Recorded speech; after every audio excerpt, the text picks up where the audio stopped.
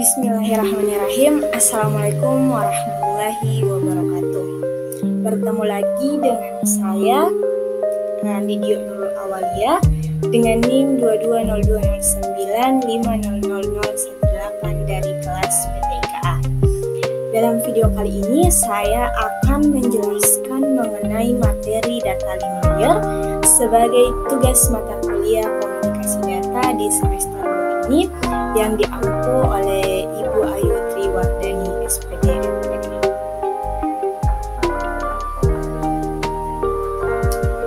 Yang pertama, OSI data link layer. Di mana sih tempatnya data link layer itu? Jadi data link layer itu terdapat pada lapisan OSI. Lapisan OSI itu terdiri dari 7 lapisan model. Bisa dilihat untuk session, presentation, dan application itu terdapat pada TCP/IP yang namanya application untuk menyediakan desain interface. Sedangkan untuk transport, kegunaannya untuk segmentasi dan mengatur komunikasi. Untuk network atau di internet ini mengorganisasi data bagaimana network ini memberikan transfer. Selanjutnya, data link. Data link ini atau network access adalah untuk mengatur pertukaran data melalui berbagai macam media. Selanjutnya kita ke pengertian data link layer. Jadi, data link layer adalah layer kedua dari ketujuh layer yang ada pada model OSI. Layer ini berfungsi untuk mendeteksi kesalahan dan mengendalikan aliran data dalam jaringan. Selain itu, data link layer terkadang juga akan memperbaiki kesalahan yang ada sehingga data yang dikirimkan bisa sesuai dengan apa yang diharapkan. Supporting and connecting to upper layer. Ada dua fungsi dasar dari data link ini. Yang pertama itu mengizinkan upper layer untuk mengakses media menggunakan framing. Yang kedua, mengontrol bagaimana data ditempatkan pada media dan diterima dari media menggunakan media akses, kontrol atau namanya make dan error detection. Terminologinya seperti ini, kita lihat dari data link mendapatkan frame dari PDU. PDU adalah kata link layer dan yang dipanggil sebagai frame. Kemudian ada node. Node adalah alat-alat yang terhubung dengan network. Jadi ada komputer, ada PDA, ada telepon IP, kemudian medianya bisa melalui wireless atau pakai wire. Contohnya parabola yang dikirim ke satelit, bisa juga pakai kabel dan lain-lain. Kemudian terakhir yang disebut dengan jaringan atau network, ini kita punya komputer, punya router, juga router yang ada wirelessnya, jadi terhubung dengan komputer lain. Jadi network itu adalah dua atau lebih jaringan atau alat-alat yang terkoneksi kepada media.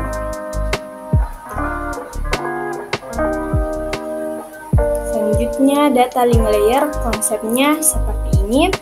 Bisa dilihat pada gambar bahwa protokol yang berbeda untuk media yang berbeda. Jadi pertama protokol yang dipakai rute, kemudian pakai parabola, kemudian satelit, kemudian juga satelit dipakai router lagi.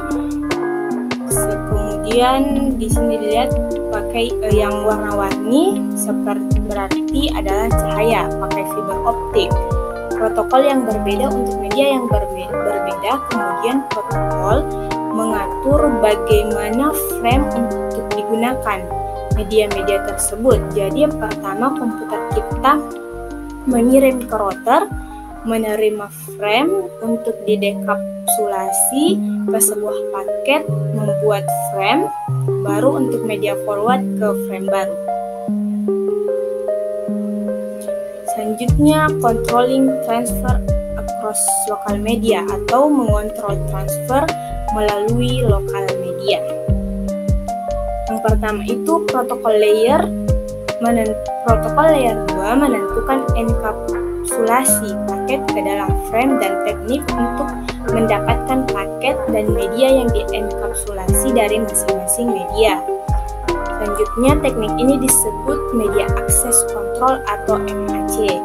Media yang berbeda mungkin memerlukan metode yang berbeda pula, serta setiap jenis media ditemui dapat memiliki karakteristik yang berbeda juga, terutama router di mana beberapa jenis media berbeda bisa hidup bersama. Jadi seperti ini kenapa kita membahas dekapsulasi, karena yang dibutuhkan waktu kita kirim ke sana di dekapsulasi khususnya header frame tertentu, jadi kita dekapsulasikan. Misalnya ini butuhnya fiber optik, berarti kita sesuaikan ukurannya. Selanjutnya, controlling transfer across local media. Contohnya itu contoh lebih spesifiknya, kita punya paket. Selanjutnya kita pakai komputer, kita pakai kabel. Kemudian di sini kita pakai serial connection, dari router pakainya serial connection. Kemudian di sini ada header, lalu ada one header, one trailer. Media yang berbeda dari sini kita lihat ada fair media. Medianya ini kita pakai kabel, yang di sini pakai serial connection. Karakteristiknya juga berbeda. Kemudian metode MAC berbeda, jadi protokol dapat dikonfigurasi pada perangkat dan menentukan jenis enkapsulasi atau MAC metode MAC. Selanjutnya, creating of frame. Deskripsi sebuah frame adalah elemen kunci dari setiap protokol. Yang pertama, protokol yang berbeda memerlukan informasi berbeda agar berfungsi dengan baik. Yang kedua, di mana node berkomunikasi dengan satu sama lain. Lalu kemudian ketika komunikasi antara node individu dimulai, kapan, dan berakhir. Selanjutnya, kesalahan yang terjadi saat nol dikomunikasikan, kemudian node dikomunikasikan, kemudian node yang akan berkomunikasi berikutnya. Ketika kita ganti physical layer atau device, maka headernya juga akan terganti. Seperti itu contohnya. Selanjutnya, contoh yang lain, misalnya kita memiliki data. Trailernya itu terdiri dari error detection dan frame stop. Headernya frame start, di mana startnya dimulai dari frame start addressing bit quality controls, lalu data, dan diakhiri pada frame stop. Frames menempuh media sebagai aliran bit. Framing paket menyisipkan informasi kontrol dalam bidang tertentu. Untuk data link ini, REST device mempunyai hardware dan software komponen. Data link ini ada hubungannya dengan network adapter, Bluetooth adapter, USB Wi-Fi, LAN card, jaringan, dan Wi-Fi card, tapi letusannya yang versi lama. Versi barusan kita bertanya tentang dari Wi-Fi pakai USB, versi terbaru. Selanjutnya, data link layer mempersiapkan paket dari perangkat lunak upper layer untuk transmisi melalui media. Placing data on the media. Jika semuanya mengirim frame, akan terjadi tabrakan atau konvolasi. Misalnya pada setiap komputer ini akan mengirim frame secara bersamaan, akan terjadi tabrakan. Jadi perlunya kita mengatur penempatan data pada media atau disebut media access control atau MAC. Contoh penggunaan MAC seperti ini, kita menggunakan share tune. Tiap komputer dikasih waktu agar frame yang dikirim tidak bertabrakan. Selanjutnya, pengalamatan dan framing media. Ada banyak protokol data link layer yang berbeda. Data link protokol mendeskripsikan fitur-fitur yang dibutuhkan untuk mengirimkan frame. Protokol ini berintegrasi pada proses enkapsulasi. Tidak ada protokol frame tunggal yang memenuhi kebutuhan semua transportasi data di semua jenis media. Setiap protokol data link layer dibangun menggunakan format yang sama, ada header, data, dan trailer. Untuk contohnya, misalnya pada start, address, type like, itu terdapat pada header dan data dan trailer. Selanjutnya, framing role of the trailer. Cara kerja trailer. Jadi fungsi dari trailer itu apa? Ada FCS dan stop di kedua trailer. Ada kedua itu di trailer. Jadi FCS yang digunakan untuk menyediakan checking error, biasanya menggunakan CRC atau Cycling Redundancy Check. Apa itu CRC? Jadi CRC itu untuk mengirim device menggunakan algoritma pada header dan data portion. Hasilnya disimpan pada FCS field.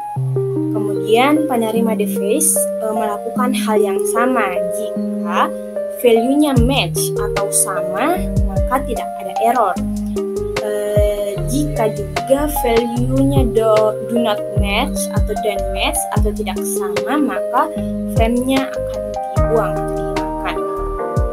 Selanjutnya trailer kedua itu ada stop, di mana stop ini penerima device stop ini spesifik sequence bits yang mengidentifikasikan berakhirnya sebuah frame.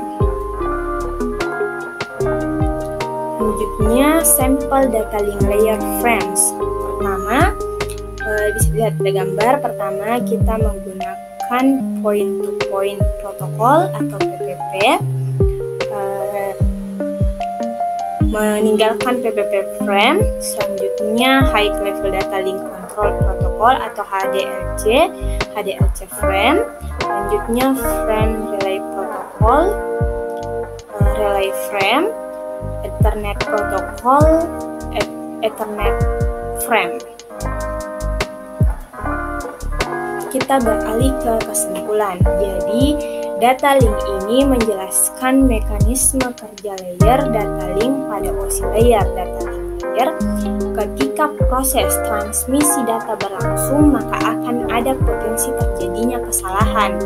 Maka inilah yang menjadi tanggung jawab dari OSI layer layanan dari data link layer ini, di mana tugasnya memang melakukan pemeriksaan kesalahan.